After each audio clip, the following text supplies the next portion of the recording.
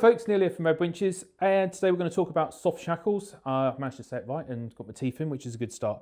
So we've got a number of different colours, different sizes on the table here. A lot of people go, what size do I need? What's different about them? So to start with, the sizing is because of the size of the rope that is used to make it. So you've got little 9mm here, and it goes right up to the big 20mm stuff that we've got over here.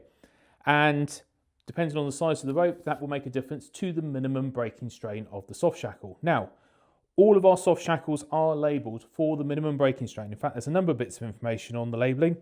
The labels are polyester, so they will not degrade with water and mud, etc. But you will find you've got the part number, you've got the minimum breaking strain in kilonewtons, kg and pounds, batch number, unique serial number, data manufacture, all this information that's required for commercial users, people that are using these in the workplace. And so we also issue, like our ropes, all the soft shackles come with a certificate of conformity. So we've got these different sizes here. As I say, the big 20mm, that's 50 tons. Then we drop down to the 16mm rope, that's at 30-ton breaking strain. Then we drop down to the 14mm rope, and that's 26 tons. The 12mm rope, 12 tons. Sorry, 12mm rope, 18 tons. 11mm rope, 15.5 tons, and the 9mm rope is at 12 tons. That's minimum breaking strain. Okay, so what size do I need? Well, that depends on your application. That just depends on what size winch you're using it with. So let's have a look at that. Let's assume this winch pulls 5 tons, and we're going to be looking to use a soft shackle to connect the winch rope to the anchor point. Well, really, the soft shackle I want to use has got to be at least twice the rated capacity of the winch. So if the winch is 5 tons, I want a soft shackle that is at least 10 tons. Well, this one's 12. So that would do fine for connecting single line to the anchor point. But what if I want to double things up? Let's say I'm going to introduce a recovery ring or snatch block, whatever, and I'm going to be looking to do double line pull and take back to the vehicle. Well, now I've got 5 tons in this line, 5 tons in this line. So effectively I've got 10 tons at this point. That's ignoring any frictional losses or anything. So now my 12-ton soft shackle is only giving me 2 tons more than the rated line pull.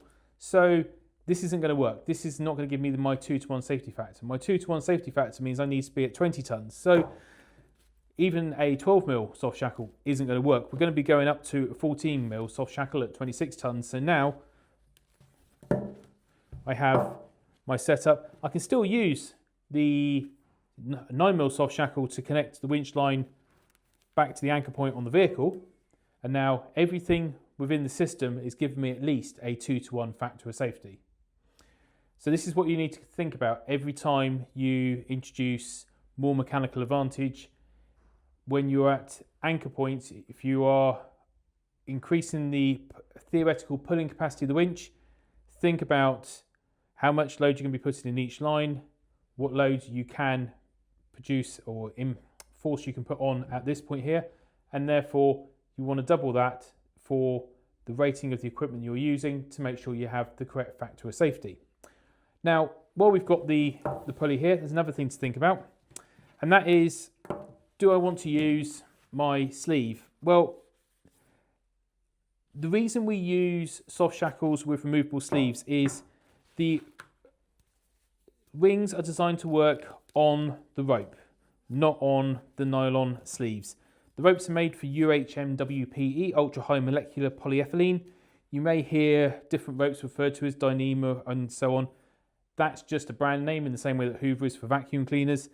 All of these synthetic ropes are made from the same material. Now, different manufacturers go through different processes with heat treatment and stretching and additives that they put on the rope, but the base material is the same across the range of ropes that are available on the market today, and so the theory is the same for all of them. And so, in my opinion, or our opinion, the best thing to do is to not run the sleeve when you are putting a ring and you want it to rotate and slide on the rope.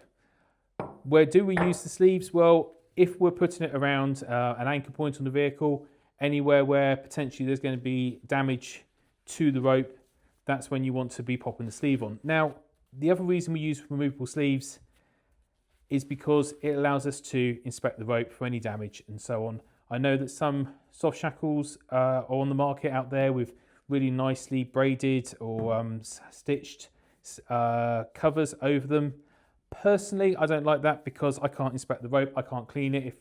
If I've got dirty and grains in this, I can get this into a bucket of water, I can massage it, I can get the particles out of the rope fibres. With the other styles of soft shackles, you don't get that. Final thing, when you're looking for a soft shackle, and this is what I always look for, look at how the soft shackle's been tied, okay? Now, with these ones, the two tails are buried back down inside here, which is increasing the thickness of the rope at this point. So what that means is, when the noose is put around the rope, this one's stiff because it's new, they do get easier once you've used them a couple of times. Now this part of the rope is bending, or is being forced around 4 thicknesses of rope, which is giving us a much better bend radius on the noose part of the soft shackle. If we have got the other style of soft shackles, which some people use, where the tails just stick out at this point here, you've only got twice the rope thickness rather than 4 times, and therefore the noose is being bent through a sharper radius, which isn't kind to the rope, because minimum bend radius is really important to maintain your rope's strength. Please remember, all synthetic ropes have 2 minimum bend radius. You've got a minimum bend radius for static, so minimum with our rope is 3 times rope diameter when you are putting the rope in a static position, and in dynamic it should be 7 times the rope diameter. So some things for you to think about there.